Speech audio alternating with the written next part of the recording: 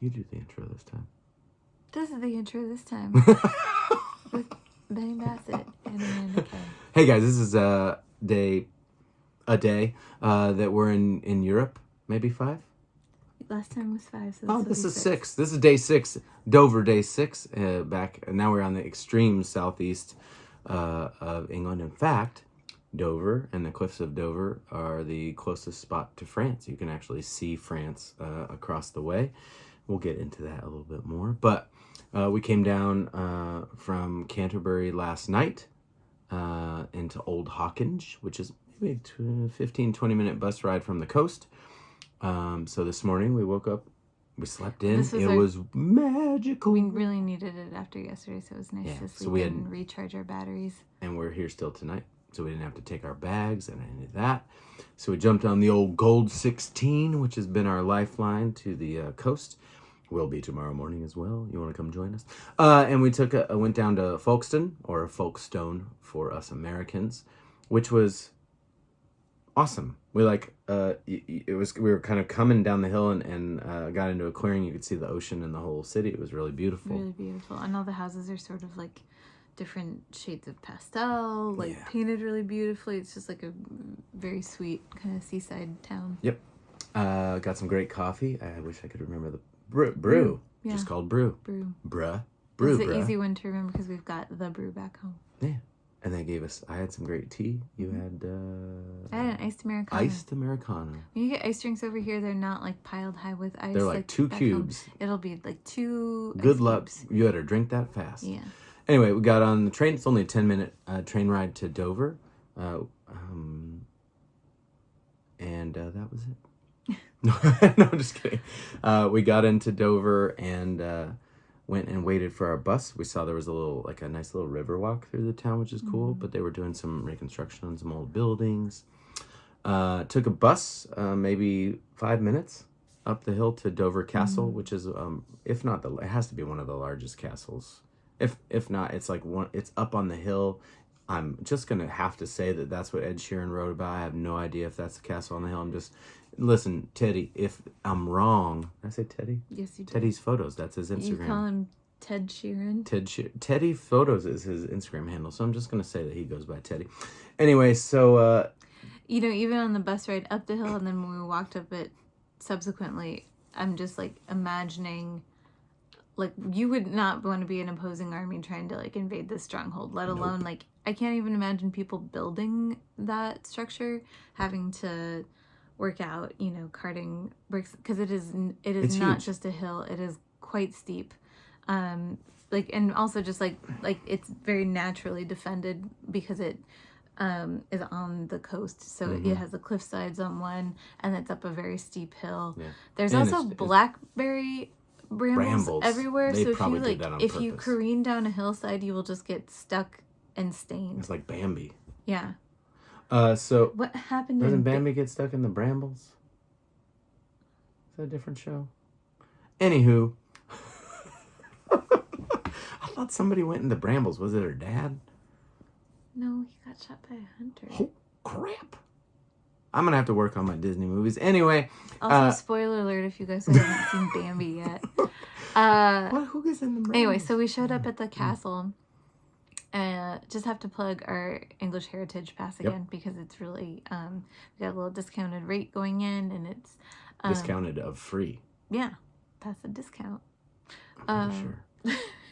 Anyway, it's awesome. They do a ton of work. We've been getting emails from them. The one bummer is that Dover Castle does night battles and jousting, which I would have freaking loved to see, but we were not on the right dates. So I guess we gotta come back, which will make a few of the people we've met happy so far. So that's good.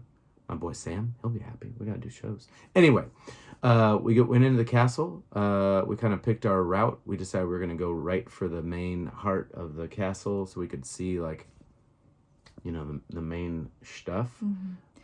We did climb to the very top of one tower, and just P.S. the weather today was so glorious, just 72 with a light, cool breeze. Yeah, just the air off the ocean, just the most perfect weather. So when we climbed to the top of that tower, it was really just like a slice of heaven being outside. And lots of folk, we were remarking on this earlier, a lot of these heritage sites allow dogs. So when we were in Canterbury Cathedral yesterday, when we were at Dover Castle today, they're just people out there with their like English Springer Spaniels, chilling in the grass. Dogs in church. That was a new one for not just church, like the biggest, oldest, like buildings here. Yeah. Just bring in your dogs. I would love to bring my dog in. Oh, Sherman is a history buff for sure. Mm-hmm. We haven't figured out what his era or like. No, I think he would be like really into military history. Like it doesn't matter what time period. He just like wants to talk about. He does love planes, like in a love-hate kind of way. Yeah. I think. Anyway, that's a whole nother. Sherman's our dog, P.S. Oh yeah. At any rate. But before we got to the top of the castle, as part of the English Heritage Program, there were like some folks in. Like traditional garb. Yeah.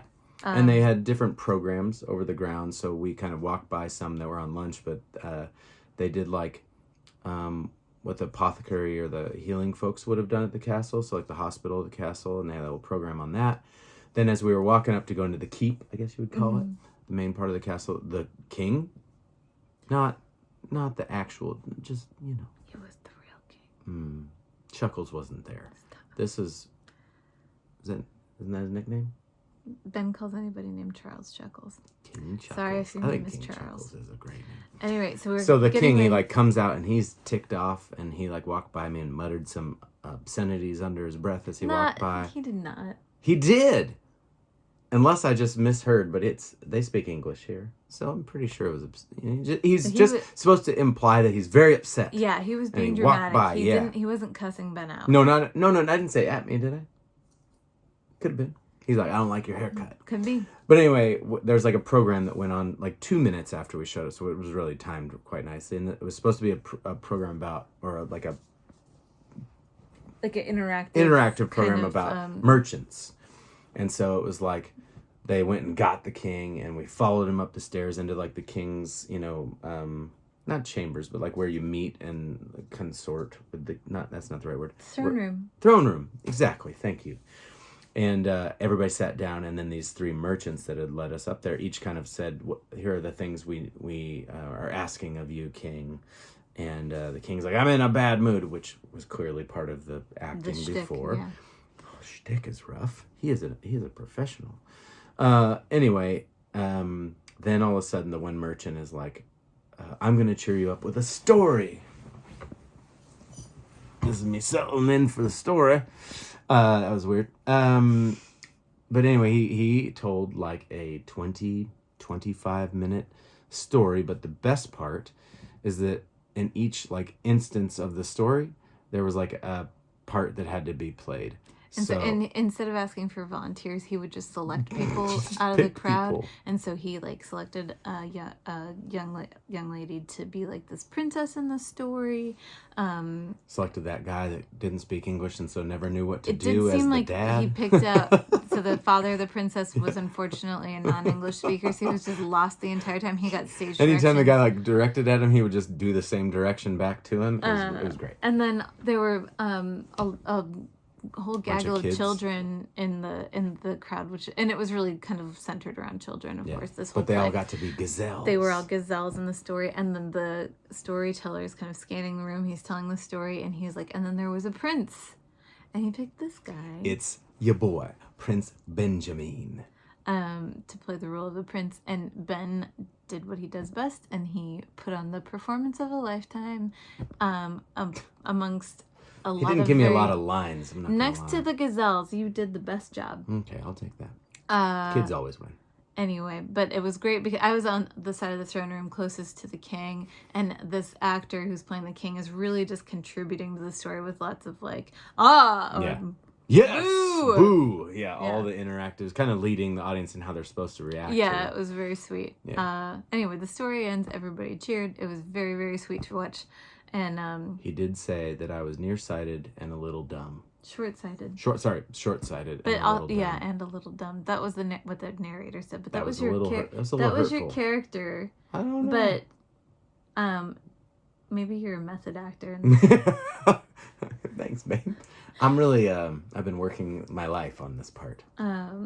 Anyway, very, very sweet. And that was something that I told Ben after the fact as we kind of like explored the castles and stuff. I felt like a lot of the exhibits, without being gimmicky, I thought that they were just very kid friendly. Like we toured this area that were the castle kitchens, and these two little girls had like put themselves inside of like a boiling pot for stew. And I just like, the small tangent, but I think one of the reasons why I was interested in studying history, which is like, it can really just depend on like the teacher that you get to make you fall in love with the subject, which is why sometimes people don't really love history. They think it's really dry and boring. And in my case, like I had a Sunday school teacher when I was a kid, go through the books of the Bible chronologically and had all these really great activities that made history come alive. And so it's really cool as, somebody who loves history to see places that like cultivate that interest and don't just it's very easy for history to be boring if you celebrate the least interesting things about it, like it's a building otherwise exactly. It's just a bunch of rocks that look like other buildings and until without you can being able to envision who was there, what it looked like, why it was there. And that's why, even though I think it could appear very cheesy to have folks like in costume, I think it like is what other way besides like 3D, like imagery projected out on it could you have? And they're actual people, and it I don't think it's cheesy. I think it's really an easy way to say, oh, this is why, otherwise the room is bare and there's nothing there. And you're like, okay, this is really a magnificent building to consider it was built many, many years ago. And I think like a great sort of segue and like contrast to that is like, without context, either through performance or other media, it truly is just a building. So after we toured the castle, if I can jump ahead a little bit, there are tunnels basically on the same compound that were initially dug during the Napoleonic Wars in the 1700s, which was Britain versus France. And then, the tunnels that were built into like the cliffside, they were barracks originally. That's that Napoleon, by the way. Yeah, that one. For British soldiers. Soon. I really hope that you're getting a commission off of that. I hope so. It looks amazing. I'm gonna watch that movie. It looks freaking amazing. So it's built into this like hillside, and it was originally just housing for barracks and officers, and then kind of used for different purposes, kind of in non-war times. But then even abandoned, they said, for a long time, hundreds of years. Mm-hmm. But during World War II, it was sort of the receiving area post. What was the name of the operation? No, it was not receiving. It was where they planned and executed Operation Dynamo, which is, if you know or have seen the movie Dunkirk or know the story of the advancing German army, totally enveloped French, British, Belgium, or Belgian, sorry, and Holland or Dutch folks up the coast of Dunkirk in France, and so they came up with this plan devised in these tunnels by Ramsay was the name of the British officer who had unretired specifically to help lead the British Navy in this particular project. So there was like a match. They were supposed to only try and save 40,000 soldiers and ended up saving over 300,000 soldiers from all different Allied backgrounds. It was a really massive and it evacuation. Just happened to be like magic because it was very foggy and low visibility, and the water was really still, and just civilians brought their fishing boats and like they just had to aid in the it was amazing. And like I said, it's or maybe I didn't, but it's like 20 miles between Dover and not Dunkirk, but whatever the nearest, I can't remember. They told us the name and I can't remember, but the closest spot in France. And so it's just kind of an amazing show of the way people come together in time of need, and then Dover became like the main attack spot. In fact, there's a very famous photo of all the German officers standing on the beach in France, like looking over at, because you can English see it, coast, looking at the English coast, and you can kind of pick out the white cliffs of Dover, like in the photo. I mean, they look like they're just carving up a land. piece of meat. Yeah. They're like, this would be a good place for my new golf course. And on the note of that photo, I think kind of trying to bring it back full circle is like these sort of interactive, immersive things that people put into exhibits like that. Like, even though this like little play acting thing was more for the kids, but we went and toured those tunnels, and without the context of some of the media presentations within those tunnels, it just would have been like concrete walls all around us, which would, I mean, like, who doesn't love like a good little underground excursion? Yeah, but there were also like old carvings from... There were, carvings in the wall and stuff, but stuff. But there was a lot of really great sort of projected sort of media throughout that whole tour, and it really made that history come alive. We got to we went through several of the tunnels and got to see like where the officers would have slept, and then there was also kind of like I keep wanting to call it like the war planning room, but basically like this tactical room where they had the original like not drafting table, but it's like the plan. It's like the table where they made the plans to do the rescuing. So planning table, I think is what you called it. Yeah. But we did that tunnel tour after touring the castle, and those are both things. It's like really interesting how like a singular, basically, piece of land can have so many stories. Yeah, especially over here. Yeah. Or anywhere we have ancient history and folks have been around for a long time, and so much of it is recorded, which makes a big difference too. Yeah. But then we went down the hill. From the castle down this steep set of really old stairs. Mm-hmm. Ben had to carry a buggy. baby stroller down half of it. Okay, or stroller. He was good to help. Buggy over here. Totally different. Anyway, just wanted to help. There was no way they were going to get that down. It was a long, long way. Anyway, we ended up... It was like a group of different folks, like some were from Nigeria and some were from Barbados, so Ben's ahead carrying this baby buggy, and I was behind with some of the older folks, and they're just every single step they're saying their prayers, and about halfway through, one of them looks back at the other and says, "Why would anyone want to live here?" It was pretty funny. You heard it, I did not. But we got down to the end of these stairs, and we were both starving. We didn't have lunch. We hadn't had enough water, and I was like, "Do you want to hike further? Why would anybody not want to hike here?" Because I really, it was on our spreadsheet to go see the cliffs of Dover. You are in Dover. You go see the cliffs. This is what you do when you happen to... Okay, so anyway, I was like, I don't think they're that far. There's a little path. You go through these houses, and then it goes up this hill, and you can... I think... It's famous last words. I think if we just get over that hill that we're going to see the cliffs of Dover. And then it became, I think if we go over that hill, we'll see the cliff. And that one was right, the second one. And it wasn't like, the way you see them the best is from the water. That's why all the photos are like that. From the water. Yeah, from even Robin Hood, Prince of Thieves. My favorite, or one of my favorites. You see it from the water. But... we still got a really great view, and it was right at magic hour. Like, I think it was pretty neat. But we were both hurting on the way back. I was sure that we'd be able to get an Uber, like, by the visitor center up, because there's, like, a big building and parking lot up there. But no one wanted to come pick us up. So we walked us to get our exercise. And that's right. They were like, "You don't have your bags. You don't get a break today. Walk back down." So we did. But... we met two people while waiting for that Uber, and they suggested this little, tiny, 7-8 table Italian restaurant in the town called Dino's, it's probably Dino's. And Dino's, anyway, it was awesome. Fantastic. Really great food. I'm as bland gets, so I had spaghetti and meatballs, but the meatballs were amazing. Sauce was amazing. What'd you have? I had like a penne with tomato pesto and mushrooms. Yeah, just wonderfully done. Also, lemonade in Britain. Sprite, basically. Who knew? I don't know what's up with that. I think it's Schweppes makes a lemonade here, but it's something in between a light ginger ale and Sprite flavor, which is like my two favorite things in the world. So God bless you, British people, for making lemonade that is really what I wanted. Anyway...